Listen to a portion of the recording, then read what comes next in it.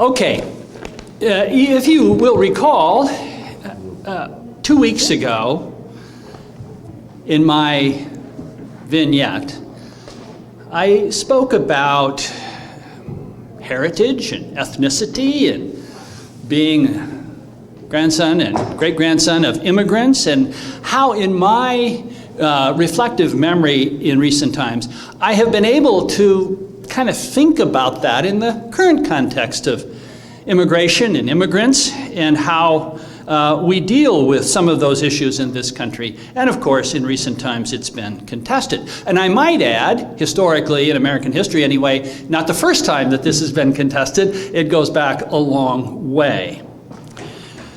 Last week, I spoke about something quite different, about that experience I had of a young boy in north central Montana digging up some stones that were clearly left by Native Americans, perhaps a Native American hunting party, and how that caused me to reflect on ownership, possession, stewardship of land, and how land comes to be overlaid by different groups of people over time, different life forms in that part of the world, including dinosaurs and all sorts of other inhabitants, and how we, in this commodified, commercialized world in which we live, how the whole question of ownership, possession, stewardship of land, and the peoples who have inhabited the land and are still with us in this place, and how we think about justice and how we think about living together and living more cooperatively than we have sometimes done. My vignette for this morning comes at this from this business of reflective memory from a very different direction. And as you see, if you have that sheet or remember, I've entitled this, "I Never Went to Kindergarten." Now this relates to a number of you in here who have been educators, teachers, and it relates to all of us because we all went to school.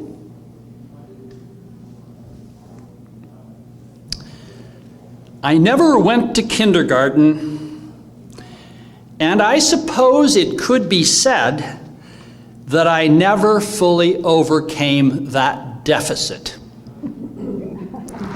Especially if Robert Fulghum was correct when he wrote the book, "All I Really Needed to Know I Learned in Kindergarten."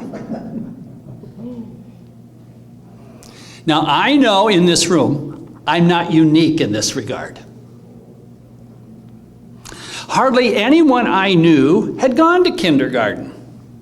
And if they had, it was some kind of private operation. Kindergarten was not offered in our public school system. I'm not even sure I knew what the word was as a young kid. Again, there's nothing peculiar about this. However, it may come as a relief to you that I did go to school. I repeat, I did go to school.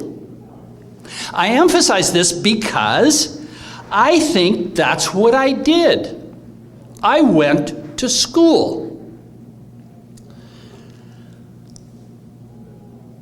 I did reasonably well, but I simply went to school. That's what everybody did. No surprise. It just was part of the nature of things. Upon further reflection, I'm not entirely sure I ever became a student during those 12 years. I went to school and I did what was required of me. And surely I was good at basketball, and I was involved in so many activities in high school that I lost track. But I'm not convinced I ever became a student in those years. At least in that regard, it seems I was a slow learner. Now you may surmise, and correctly so, that over time I have come to revise my definition of what a student is. During the summer before college, I realized I should probably up my game. And I don't mean my basketball game. During those 4 years in college, I fell in love twice. The one is probably not too surprising to you. The day after graduating from college, I married the love of my life. Now, after 50 plus years, it seems like it's worked out rather well. At least most days, right?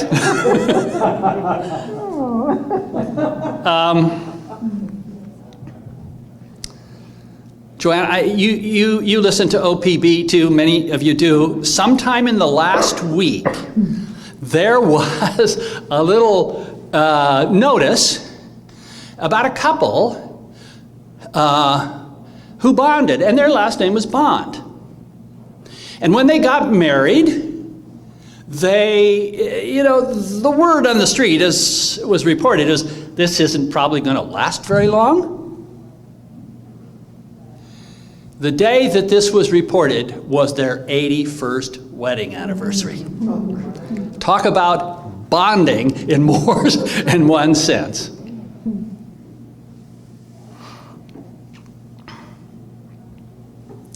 I went to college thinking I would probably major in one of the natural sciences, or perhaps social sciences, political science.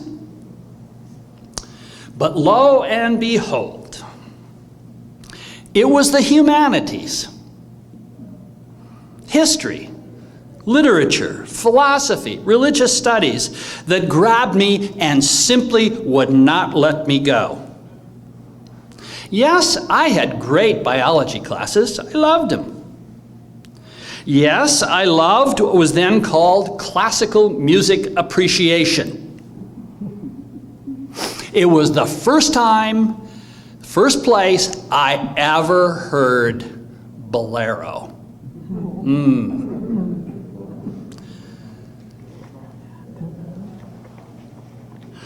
I was falling in love. A passion was being born. Maybe in a real sense it was even a conversion. At closing time, the campus librarians were ready to get out of there, and more than once they would come looking for me, a lost and blurry-eyed student in some remote corner of the library. They wanted to go home. To be sure, there were highs and lows in this process. I still remember vividly getting my first semester English composition writing paper back. Now, this was an old school English class. A very old school English class, no two ways about it. And when I saw the paper, I am sure there was more red than white on it. This was before the days when, red somehow might damage the self-respect of the students. And when I dared to turn to the last page to find the grade, what I saw was a big red C-.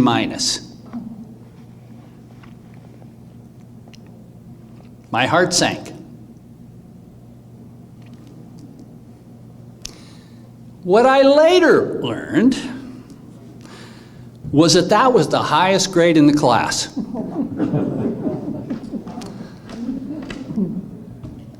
Some, but not much consolation to me. Without a doubt, I learned how to write in those first 2 college English courses. These instructors didn't mess around. I also remember turning up one morning in my philosophy class and heard the professor say something to this effect. Today we're going to have a plenary discussion, and I have duplicated Jim's paper for the discussion. Oh no. I didn't know whether to feel honored or terrified. What kind of nutball things had I written in this philosophy paper? Could I defend any of it? Now, for the first time in my life, my peers were going to get a glimpse into my thinking and my writing, and I wasn't sure I was ready for any of that. But press on I did. Now, why do I mention any of this? Well, because a passion for learning and teaching and learning, that has governed my life for much of my adult and professional career began to take root. I, as many of you, have spent a large part of my life in classrooms, either as a student or as a teacher. But this passion for me extends well beyond what I did. It is who I am, apart from anything I did to earn a living. Loves turned into passions that turned into claims on my life, on my time, and turned into things that are close to my identity. While the soil for these passions were undoubtedly prepared long before they became apparent to me, I have often wondered how these kinds of things come to pass for any of us. How does love happen? How do passions and commitments come into being? Why this and not that? Is it all serendipity? Opportunities that drop into our laps, and or a whole series of small decisions that we make that over time add up to something significant? Is it the hand of God? All of the above? Probably so. At this stage, it is meaningful to me to reflect on these kinds of questions, knowing full well that they are big and interesting questions, the answers to which are ultimately beyond my grasp. But the questions are meaningful beyond the answers. I sat in a seminary class listening to a professor who I thought at that time was really quite old, subsequently became a good friend of ours, and he went into a passionate discourse about preserving the questions. Preserving the questions. The questions themselves are meaningful beyond the answers. They are meaningful as reflective memories in search of understanding. As the words of Soren Kierkegaard that I mentioned a couple of weeks ago might suggest that he would approve of the questions. They are questions that frame our so-called failures as well as our successes. They are questions that frame our sadness and our joy. They are questions that help differentiate our role in all of this, and at the same time, accept that which is well beyond our control. I suggested last time that our own births are a reminder of how little control we have about so much which becomes part of our life. They are questions that help us differentiate our role in all of this and at the same time help us accept that much of our life is beyond our control, both the good and the not so good. It makes possible a sense of personal responsibility on the one hand and profound gratitude for the unmerited gifts that have come our way on the other. Blessing and gratitude.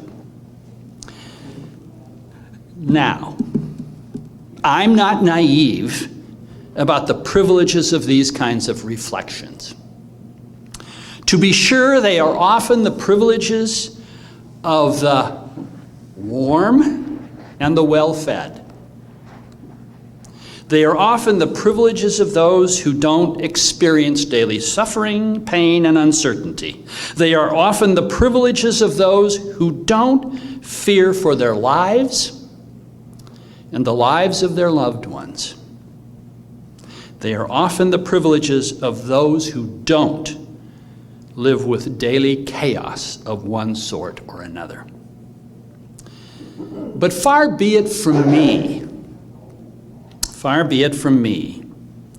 to think or claim condescendingly that most or all human beings don't have their own forms of these reflective memories.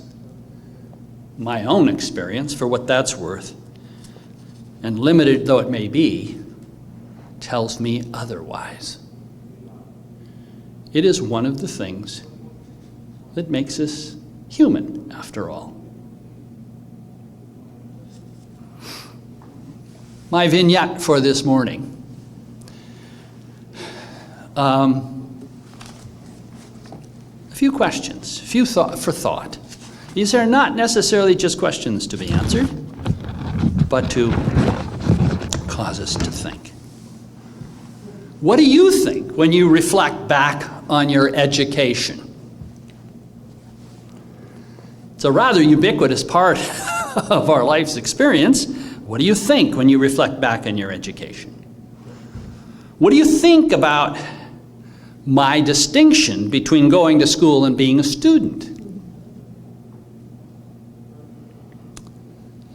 A kind of a question out of the blue that I have pondered in light of having taught formally for over 30 years is there a difference between education and training? How does your education relate to the values you hold? Does knowing the good, the true, and the beautiful lead one to act accordingly? That's sometimes been called the great liberal fallacy, that if we know the good, we will act accordingly. I don't know.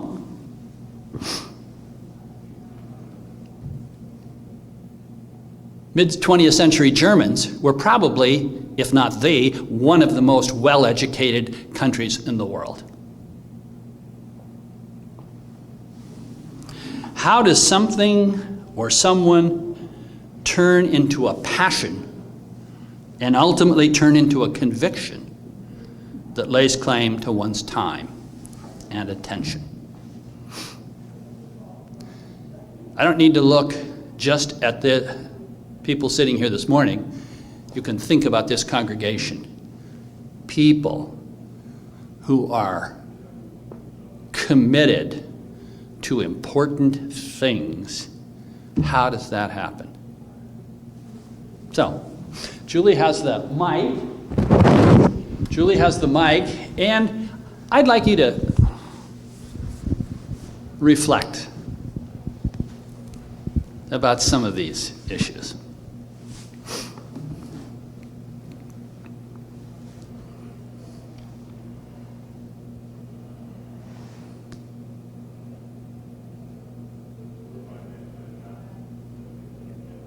Think back.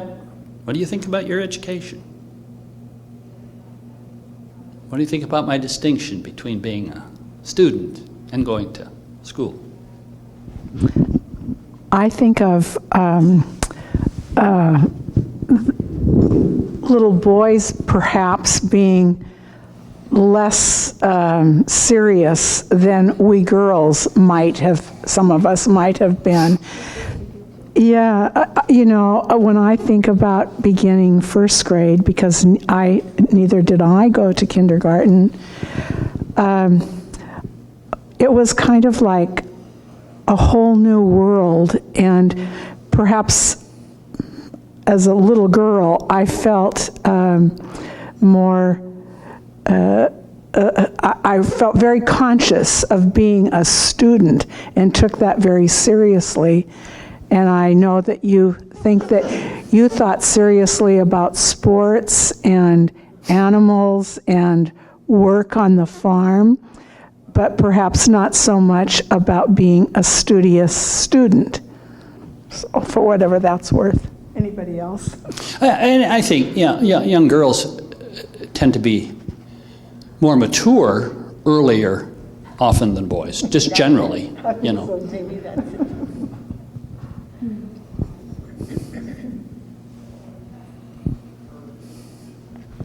Bonnie?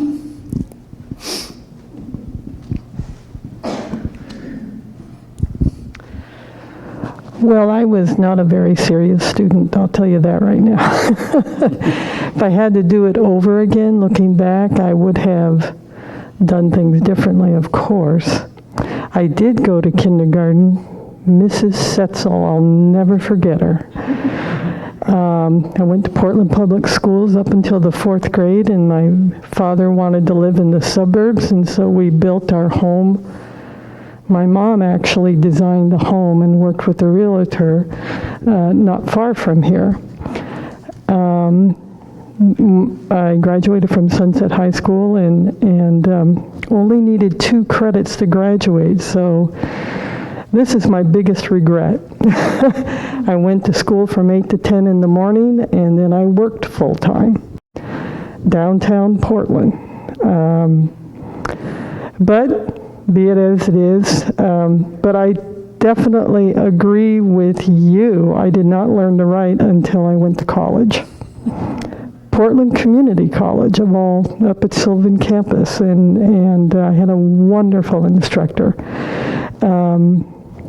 But at any rate, I think the other thing is that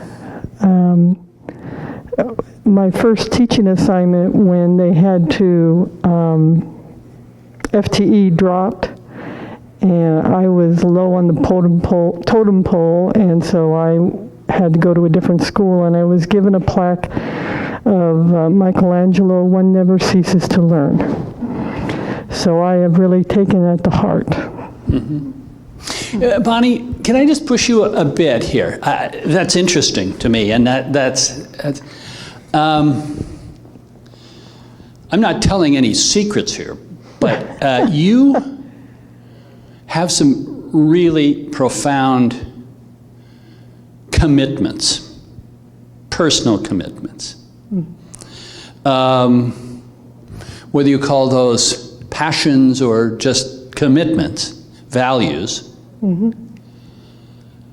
Where did all that come from, do you think, as you reflect on your life? I mean, these are not answerable questions in any simple or even maybe real sense, but how did that happen? Oh, well, I have no idea. Your parents? Well, my parents... Just a little bit louder, Bonnie. Oh, sorry. I don't know.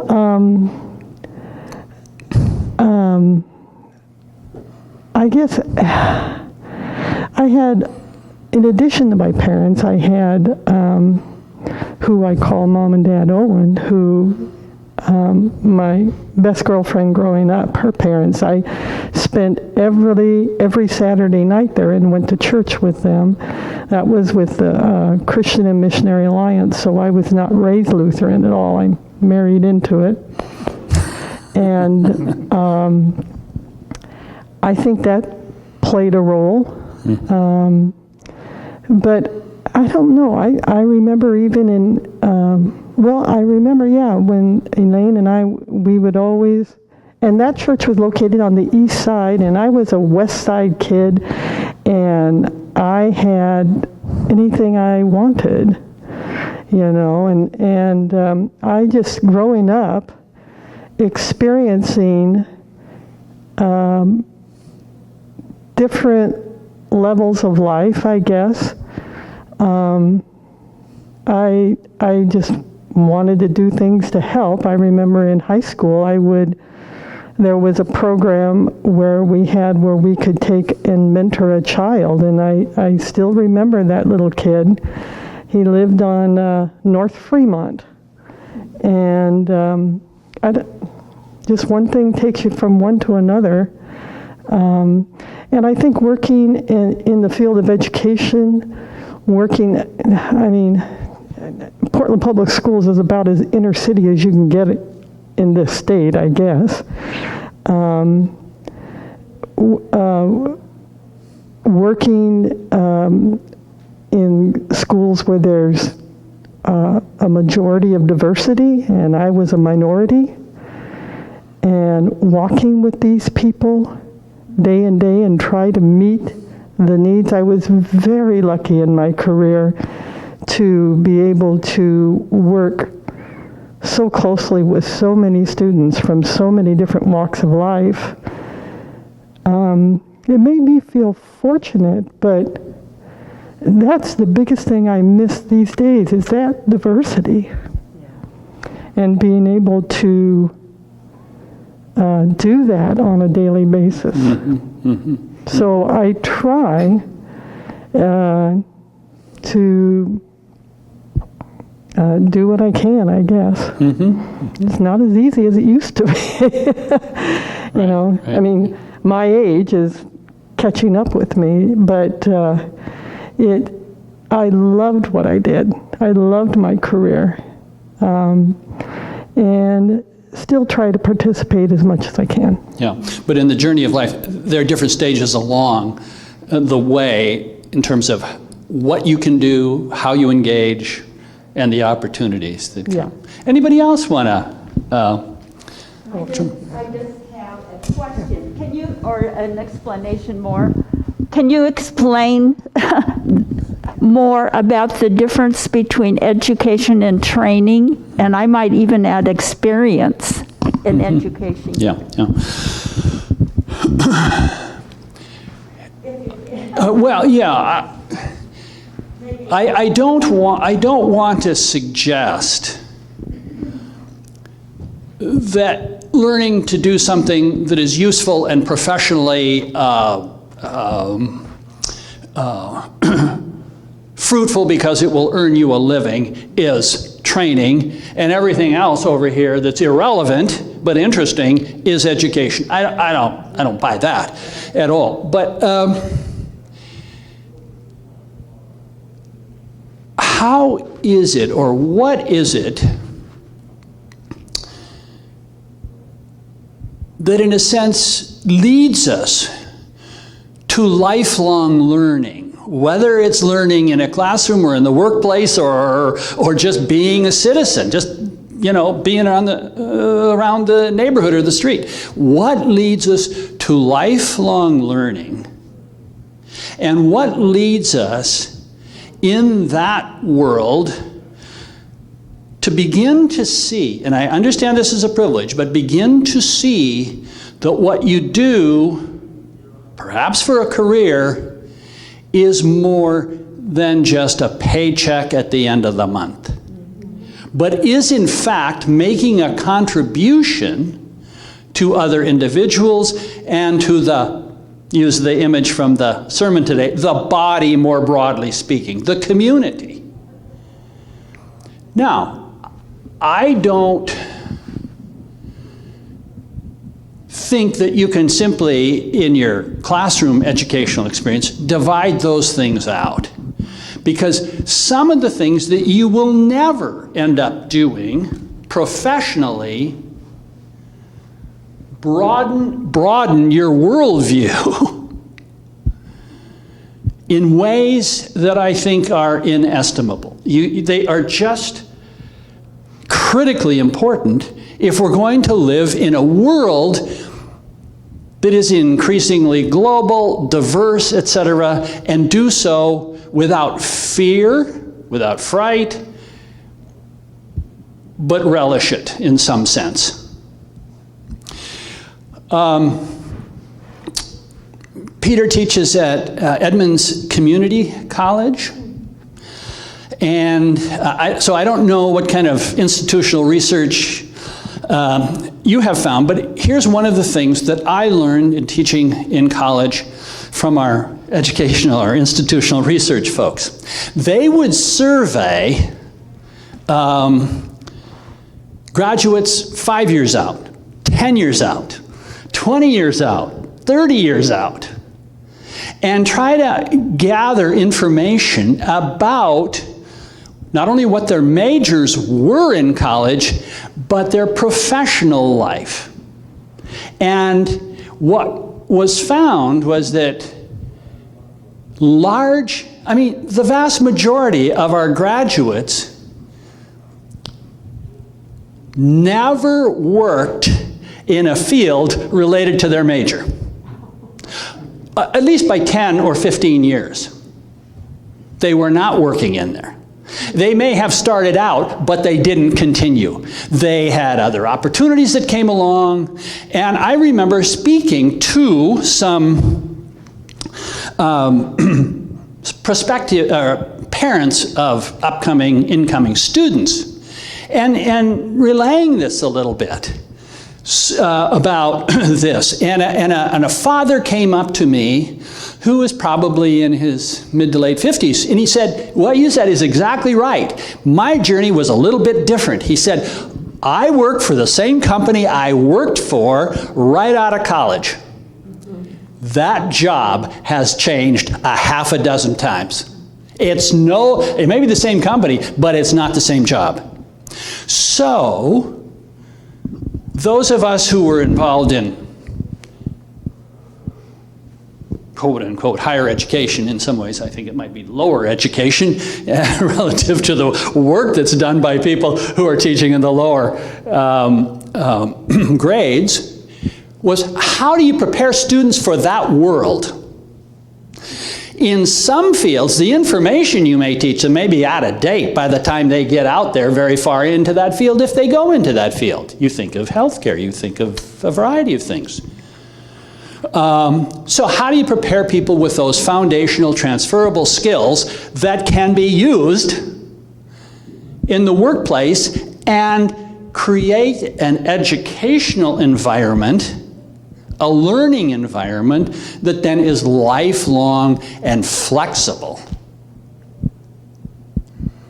rather than just teaching information, which, as I say, in some fields is changing rapidly in our lifetimes. So I don't have a simple answer for you, John, but again, yeah, there isn't one, but how do you turn a profession, a job, into a vocation? And here I think our Lutheran tradition has some resources for us. Honorable work done to the glory of God and to service of the neighbor. Whatever that honorable work may be. And it may not conform to the sort of hierarchy of value that the world places on it, but is it honorable work, service to the community? Whatever. That is a vocation as opposed to a job. Seems to me. Make sense? Is that? I'm wandering around here trying to think about your question live and in person. Yeah. Any other? Sometimes we as children have a certain goal in mind when we're an adult, which I did. I was always going to be a nurse. Mm-hmm. And my aunt was a nurse, and I looked up to her, and she was my mentor. Well, so I went to college thinking that's what I was going to do, so I took all these science courses, and working at the county hospital was part of our work, and a patient fell out of bed, and it was supposed to be my problem. You know, I gave my duties over to another nurse, and in the meantime, the patient fell out, and the family sued, and that was the end of my nursing career, besides getting married, which we were told not to do. That took a lot of my time that I needed to study. Anyway, so later on in life, then I started to play the piano for church, and I'd always played for choir, so it led to organ playing, and I took organ lessons. So I went back to college and got my degree, a crazy degree from Portland State, a Bachelor of Science in Organ Performance. Yeah. I didn't know that. Really, an interesting journey on that. Yeah. I thought you were always a pianist. Yeah. I may have mentioned this to my brother-in-law before. Peter teaches accounting. And the place where I taught, there were always a lot more students entering who wanted to major in business, accounting, a lot of them. And so those of us in the religion department, we had a big religion department, but we didn't have as many majors as some of the other departments, say business, had. And so occasionally we would get assigned first-year advisees. In my case, they were first-year students who were adamant they wanted to go into accounting. Okay, so we would get to know each other, meet at the beginning of the fall semester, and they were adamant about it. And they had, they had models, maybe role models in their family or elsewhere, and so on and so forth. And the first accounting class was Accounting 155. And I could set my clock to it. By the 5th or 6th week into the semester, these kids started coming in. And many of them thought, I'm not sure this is for me. Okay, now some of them, try to encourage them to persist. You do all of that. I wasn't in the business of trying to harvest majors for somebody else. Or I would get him in touch, virtually always, with one of the accounting professors, all of whom were friends of mine, and have them have a conversation with somebody who knew more about accounting than I obviously did. But many of them now did, at the end of the day, decide not to continue in accounting, and now they were in a bit of uncertain territory. And then the follow-up was what? Okay, how do we think about this and, work forward? Because you did have to have some kind of a major. I was always resistant to those who wanted to major in about half a dozen different things, major or minor. That's not possible, not a good idea either. But how we deal with the transition of uncertainty of that kind of stuff. Other comments or? Larry. One thing, tying it back to immigration. My grandparents on both sides, I don't think they had an 8th grade education at all. And they made their living on farms. Mm-hmm. And then my folks grew up on farms in eastern Washington, born in 1910. And after the Civil War, the United States started these land grant colleges. Mm-hmm.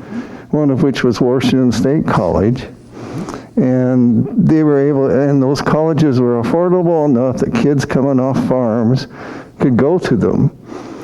And that's where they got their degrees, and where they came. My dad was a professional engineer, got it from Washington State, and that was emphasized to us that you go to college, you have a better life, etc. And you know, it was a atmosphere of learning too, and we traveled a lot, so in a lot of national parks and things. And so it's just a privilege that we had that ability to go to school, and how important it was. Neither of my parents went to college. Oddly enough, the boys in my dad's family, there were two of them, they were needed on the farm. The two girls, who were younger, both went to college. Apparently, one of two things I think happened. They either weren't needed on the farm, or somebody didn't think they were needed on the farm, or they couldn't wait to get out. I think it probably is a combination of both of those.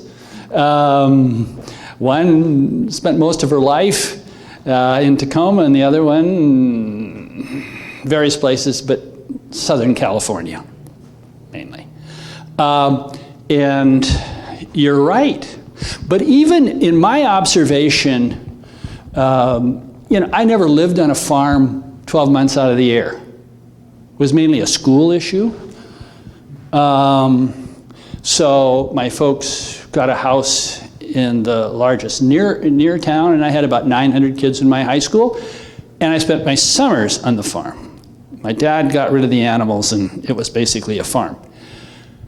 But even in my young lifetime, I could see how that business was changing. If you were not, in a sense, a lifelong learner there, you would never make it.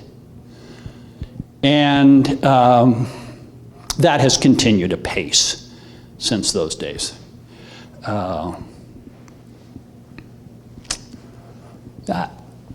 Interesting, these land-grant institutions. And maybe, Larry, you can put numbers on this. I can't off the top of my head, but when you look at the number of people in 1900 who were involved in agriculture versus the year 2000, you see what has happened to this country in terms of the economy, life, where people lived and what they did to earn a living. Larry.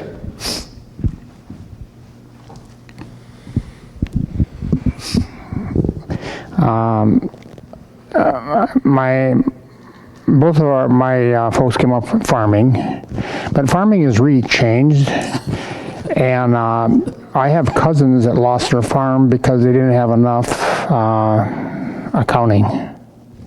Didn't have enough Accounting. I mean, I'm just saying that word, because the tax structure, you go in and you see somebody, you know, you made a lot of income here, but you know, you should buy this new combine that cost $250,000 10 years ago, and you have to pay for it. Then you have dry years for 2 or 3 years, you end up going broke.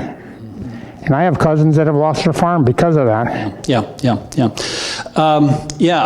Exactly right. Two things. When we moved to Minnesota, there was a farm crisis. A lot of farms were going belly up. This was in the, well, the second time we moved to Minnesota, in the mid-'80s, early 80s. And somebody in the state legislature had the bright idea that they were going to start a statewide lottery, which they subsequently did. And this money that was generated by the state lottery should be plowed back into helping farmers from going broke. And I thought, I grew up with the expression that farming is a gamble. And I thought, here we've got it, right here. They're going to have a statewide gambling lottery and try to rescue agriculture. I have a younger brother. He's 15 years younger than I am. He's got the farm. It's grown a lot since last summer. I went over there for a few days just to stay with him. And nice part of the year, things were green and lush and everything. And he said, I want to show you something. So he took me out and showed me his tractor, four-wheel drive tractor, huge. Right behind it was another section of tanks, hoses, compressors, and stuff. And in the various tanks would be the seed he was planting, the various kinds of fertilizer, and it was all pumped into these hoses for the third segment, which was folded back at the time, but was about a 65-foot wide plow when it was brought out, and all those hoses went right down in the furrow of every one of those things and brought in the fertilizer, the seed, and whatever else.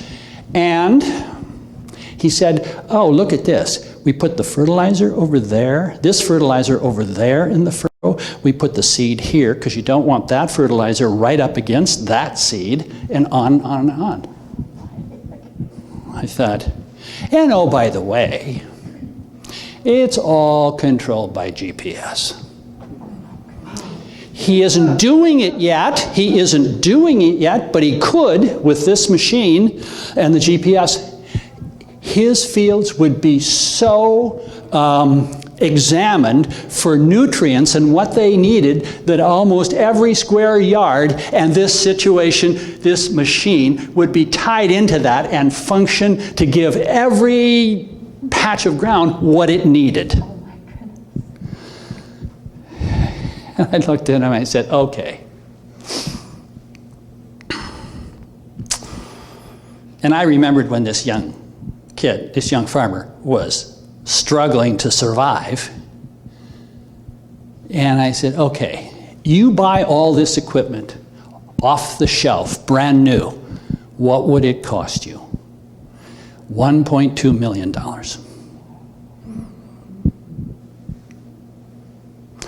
I said, young farmers can't get into this business unless they have a foot in the door and a lot of help. He said, not a chance. And there are government programs that help young farmers out there, but often it isn't enough. Well, the other thing is, GPS has been wrong. You gotta use this so they can hear you. You know, we had this at Holden Village a number of years ago, and you know, GPS controls a lot of that stuff too. So it isn't only the farming part, but it's the science and all that. Oh, yes. And then you go to North Dakota, and since we went back here, they seed the clouds. So you can put the fertilizer in there, but then all you have to have rain. And they seed the clouds. They track that all that stuff. You know, in our area, the seeding of the clouds never worked. But you could hear them up there flying around trying to seed the clouds, yeah. Okay, our time is up here. But thank you again for reflecting with me about this business of education and learning. I would just say one concluding word. I don't think you can educate character into people. There are a few examples that I could point to. Thanks for coming.